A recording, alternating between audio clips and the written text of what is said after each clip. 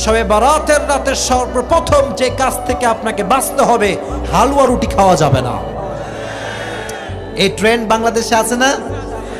আইরি বাপরে, জামাই টামাই দাওয়াত দেয় আজকাল লোকজন, জামাই দাওয়াত দিয়ে রুটি খাওয়ায়, হালুয়া খাওয়ায়। এটার সঙ্গে হাদিসের কোনো সম্পর্ক নাই, চিল্লা এখন ঠিক না? সম্পূর্ণ বেদাত, এটা আপনারা করবেন না, নাম্বার 1। নাম্বার 2, শবে বারাতকে উপলক্ষ করে কবরস্থানে আগরবাতি, লাল বাতি, মোমবাতি জ্বালানো যাবে না, ঠিক না বলেন প্রিয় ভাইরা? আমি আমার বাসার পাশে দেখি কবরস্থানে বাপ রে বাপ, লাইট টাইট দিয়ে আগরবাতি, মোমবাতি, কি যে ডিম লাইট জ্বালায়, মনে হয় বিয়ের সময় হয়ে গিয়েছে। এই বেদাত বাংলাদেশে আছে না নাই? এই দিনে খবরদার, কবর যে সাজাবে সে বেদাতের সমতুল্য কাজ করবে, ঠিক না বলে?